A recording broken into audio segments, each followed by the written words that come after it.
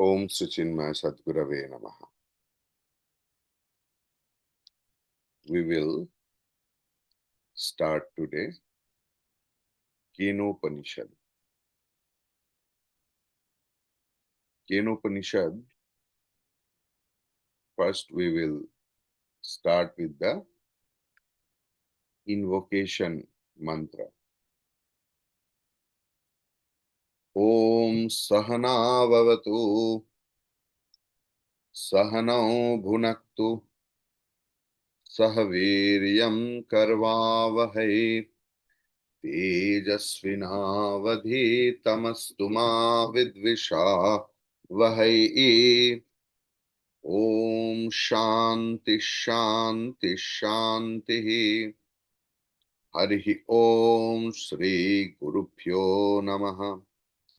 Harihi Om. Om Apyayantu Mamangani. You can chant after me. Vak Pranas Chakshuhu. Srotram Atho Balamindriyani Cha Sarvani. Sarvam Brahmaupanishadam Maham Brahma Nirakuryam Ma Brahma Nirakarot Anirakaranamastu Anirakaranam Mestu Tadatmani Nirateya Upanishatsu Dharmaste Mai Santo Te Mai Santo. Om Shanti Shanti Shanti. Harihi Om Shri Gurubhyo Namaha. Harihi Om. You please collect your Kenopanishad book from the mission. It will help you. So,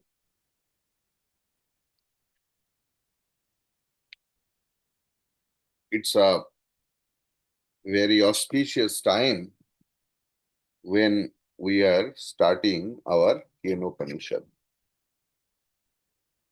Kenopanishad comes under Samaveda,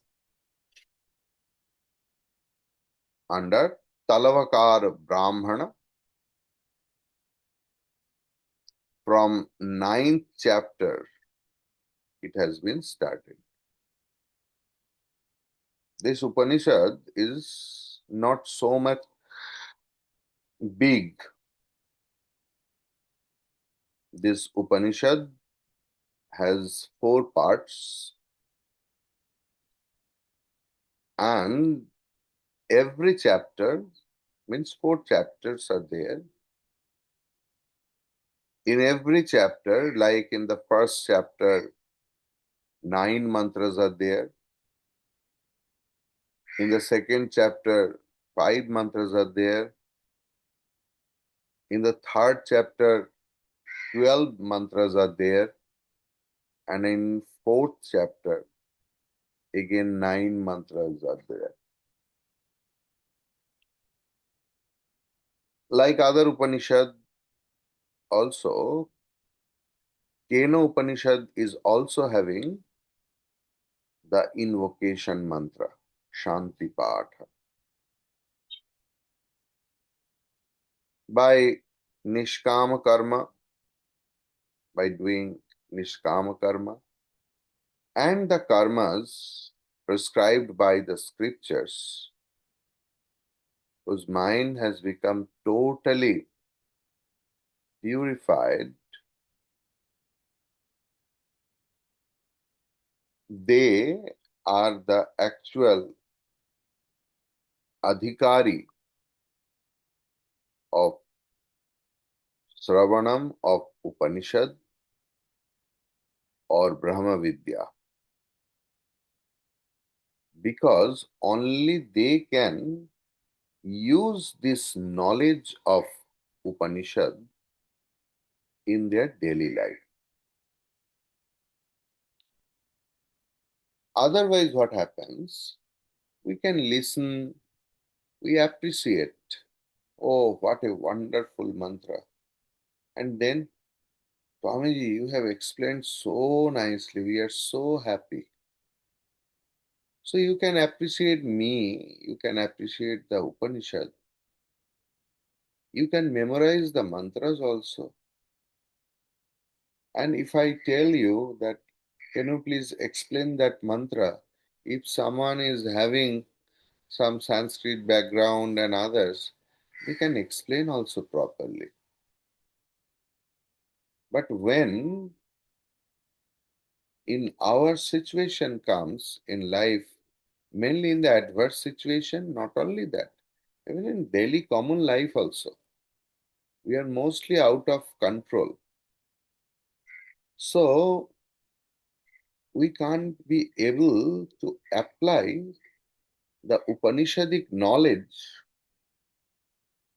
in our daily life.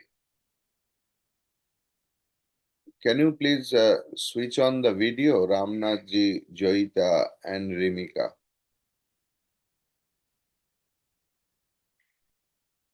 So the thing is, not you, Ramnathji, Ramnath Jetli. So the thing is, now a lot of time the question comes in our mind that why can't we apply the Upanishadic knowledge in our daily life? The only reason is we did not try to purify our mind. We never tried. And most of the time we have ignored that part, that what is purified of mind. I'm always purified. People appreciate me. People praise me so much. Oh, you are such a wonderful, great person or great lady. Oh, how knowledgeable you are. My goodness. When you have studied, then we will tell, no, I don't get time. Only after my 50, my 60, my 70, my 40, I have started. I do all the work and in between I get little time. I don't know, by the grace of Guru and all those things, I have grasped this. This happens. Purification of mind is a totally different thing. Whose mind has been totally purified, you will see that the personality becomes totally transformed. A person becomes totally silent. An impure mind will always try to, I can just use this word, believe me, don't take it otherwise. An impure mind will always try to howl or bark. That is the main problem. They don't know, they only want to talk. In every matter, they can't control themselves. Purified mind means controlled mind. Their mind is absolutely connected with the Lord. In other matter, if they are asked, they will reply. If they are not asked, they don't care to reply. They know nothing will happen. They are very clear about the life, that what happens, what is happened to be happened, that will happen. This is the fact. That if we see the mostly we have not seen such personalities. Like, if you see our Gurudev's life, they used to talk only in the stage, and maximum time they used to maintain silence. When they are asked something else, in a very small manner, they used to choose some small words, just reply. but we are eager to talk. Maybe we live alone, nobody else with me. Maybe I live alone, I prefer to live alone, but I am always eager to speak. That is the effect of impure mind. Purity of mind means the mind will be engrossed with the Lord always. Bhagwan, Bhagwan, Bhagwan, Bhagwan, or the Supreme, or the thought. What about we are studying? Always that person will be in a mananam stage. Always. And in a nididhyasan stage also. He and she will be very annoyed to, communicate with the world.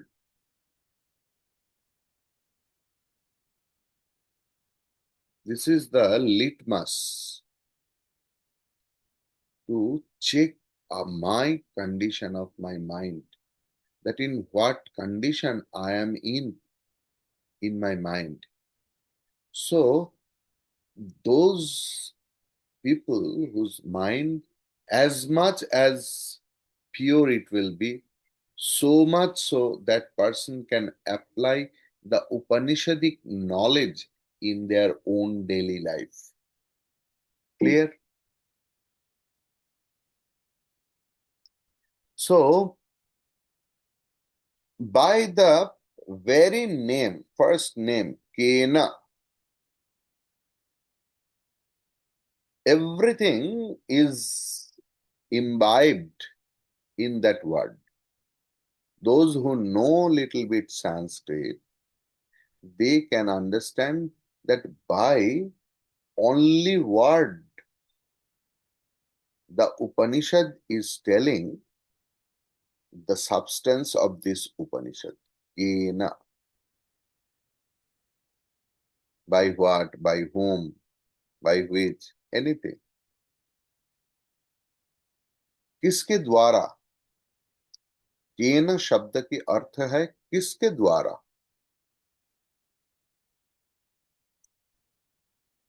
As the Upanishadic knowledge or Upanishadic Vidya is related to Brahman,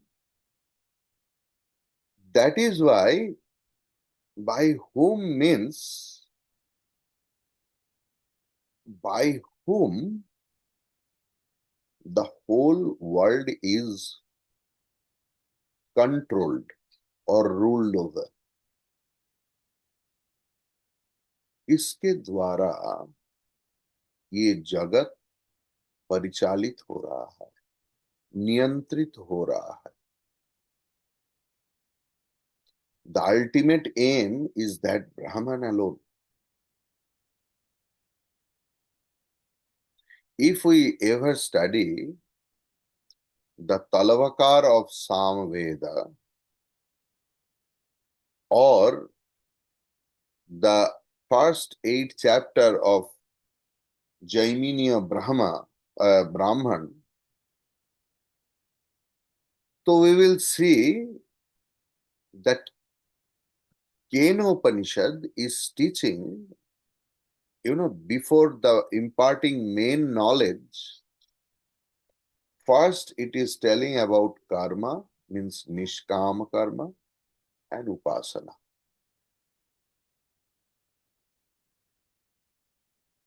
It is must, you can't avoid your daily puja, your daily upasana, your daily job. You can't. And nishkama karma. Unless and until you practice niskam karma, your mind will not be purified. Without chitta shuddhi, you won't be totally fit for the Upanishad.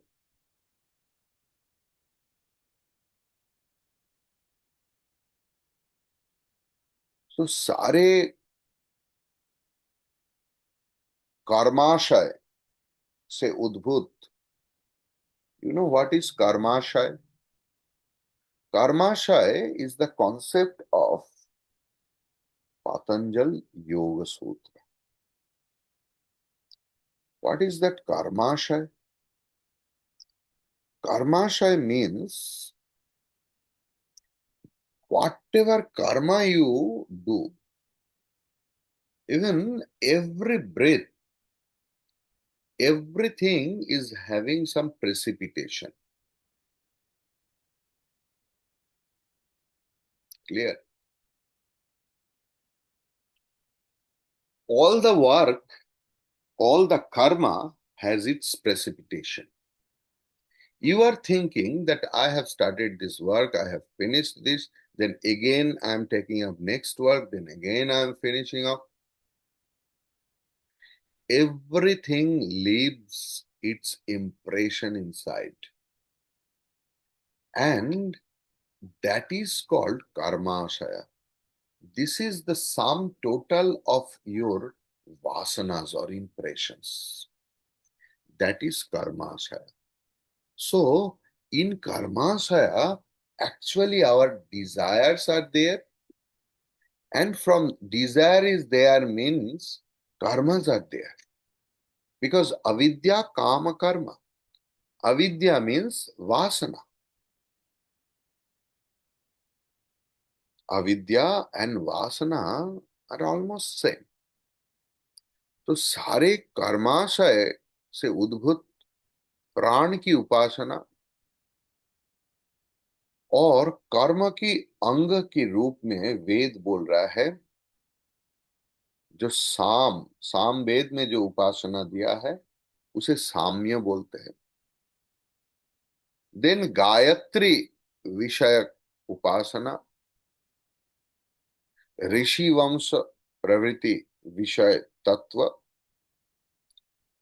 ये केनो उपनिषद में चर्चा हुआ है.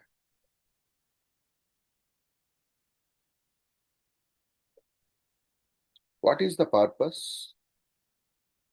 Means Veda is trying to show that if you do all the karmas, so in our time, all the other karmas are not there. Our karma means puja, jap, upasana. Simple. Because in Kali Yuga, our, our life is based on eat and drink. Kolite onnogato pran.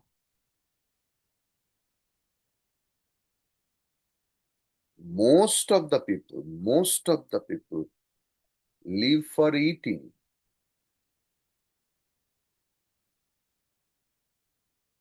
Live for eating. খাওয়ার জন্যই বাঁচে. So it is Shastra is telling kolite onnogato pran.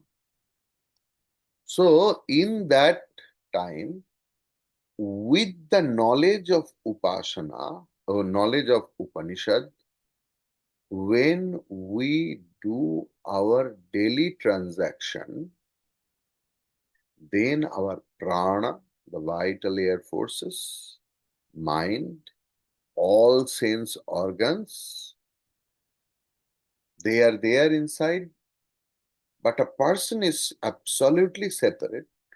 He or she wants to get free from the chain of body, mind, intellect. ये उपासना आप जितना करेंगे, आपकी मन में, आपकी मन, बुद्धि, इंद्रिय का जो दासत्व हम लोग करते हैं, इस दासत्व से मुक्ति मांगेंगे.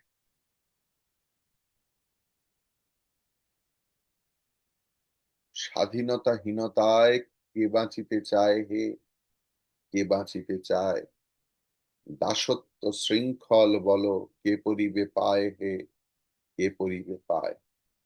In Bengali, there was a poem. Nobody wants to be, enchained by the others. Everyone wants freedom. Everyone is showing their life force to become free. All the revolution and everything happens to get free, to get freedom. But they don't know what they are doing in the world. It is also they are doing the slavery of their own indriyas and mind. Upanishadic concept of freedom is something different. An Upanishadic person wants to be free from the slavery of his own mind, of his own intellect, of his own indriyas.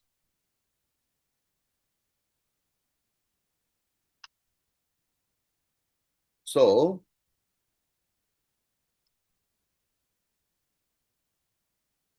and whenever your mind will be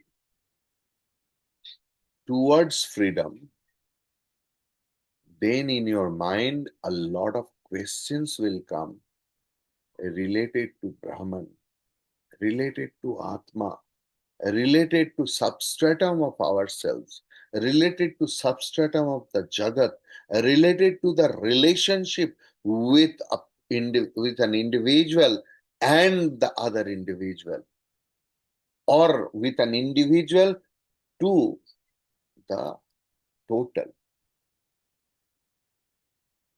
ये विषय, the, the subject matter we are going to start, it is really very deep, very subtle. That is why here the question, the Upanishad has been started with the question and answer of Guru and Shishya. And some stories are there in this Upanishad. And it shows that apart from Brahman, each and everyone, even the gods and goddesses also, really we are helpless, asahaya. Except Brahman, we are really helpless, isn't it? We have any control over the situation? Anyone can change the situation. जो होता है, we are like the puppet. Either we react or we respond. It depends on our mental makeup. And that determines a character of a person, the personality of a person. How beautifully you can respond to the world.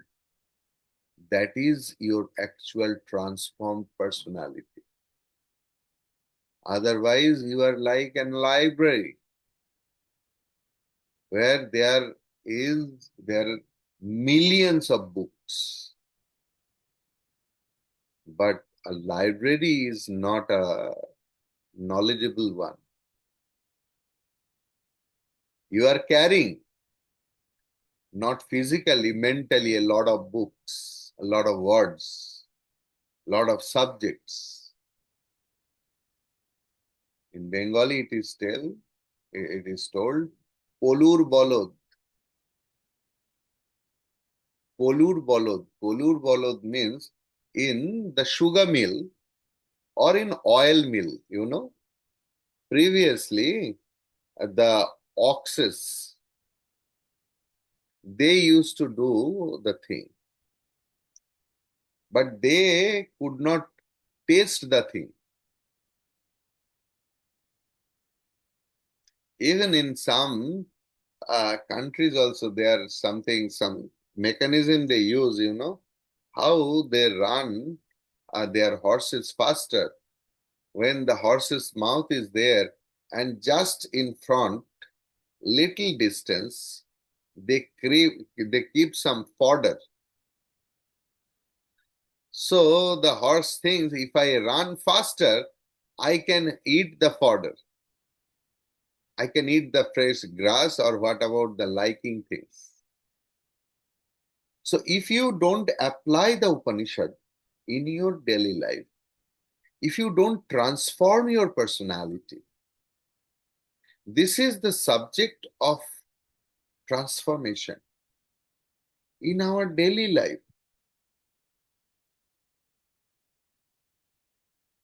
So the thing is, it's a total transformation in our life.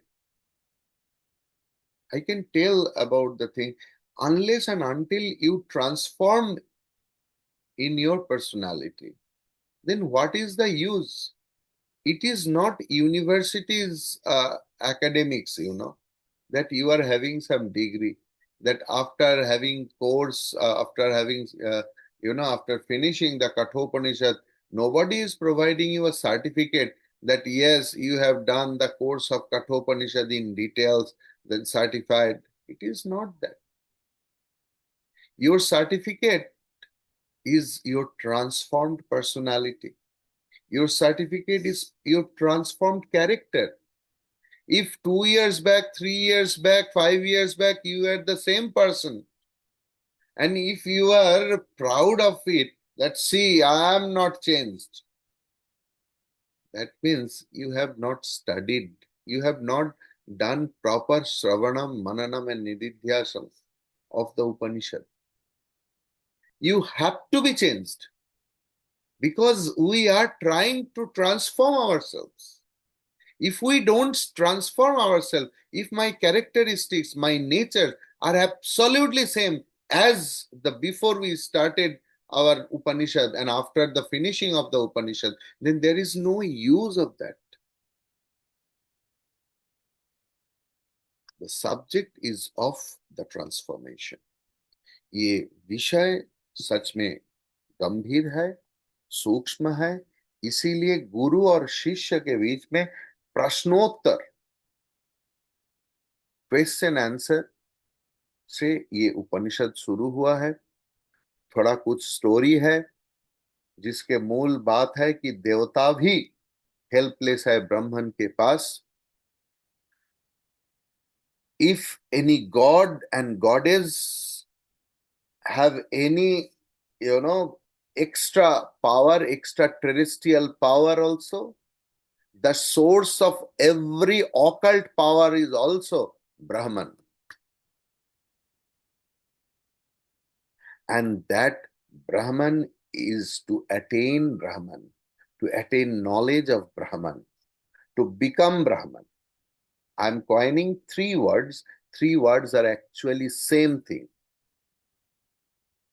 To know Brahman, to attain Brahman, to become Brahman. That is the aim, and that should be the aim of each student of Upanishad. Not as a curiosity, I'm just what is there in this Upanishad. Oh, Kathopa was like that, Isha was like that. Oh, what is Kena? We should know. No, no, no, no, no. Our aim should be only one, to become Brahman. Okay? Kenopanishad is also the Upanishad which is telling about the Ekatva, the oneness. And that knowledge of oneness only can give us moksha. Moksha means when we are marinated with the knowledge of oneness. This vidya is called Paravidya. This vidya is Paravidya. Apart from knowledge of Brahman, anything else. Even if you can memorize so many slokas, mantras, you are very expert in Sanskrit, that is also aparavidya. Only the vidya related to Brahman is paravidya.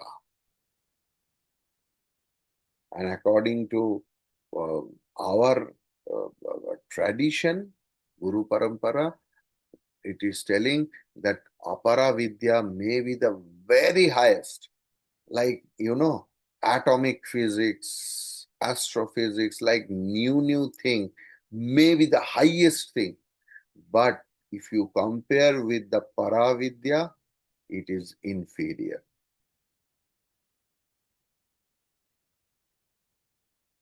Who is Ekatvadarshi, whose mind is always engrossed to see oneness in the whole world.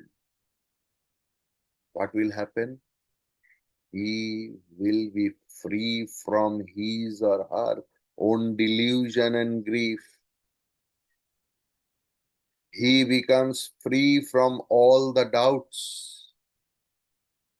and his or her all karmas get destroyed. Not only after attaining Brahman,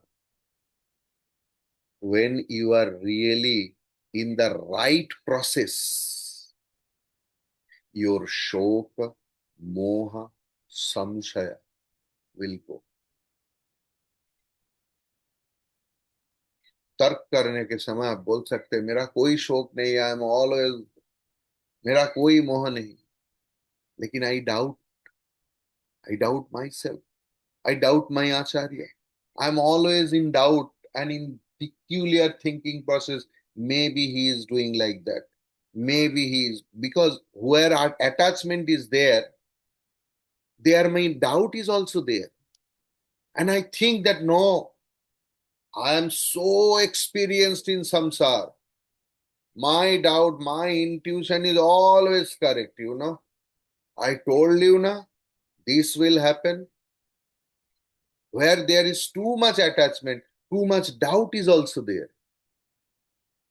A person who has transformed himself, who is really want to see, really want to know, really want to perceive, really want to feel, really want to realize the oneness in the whole world,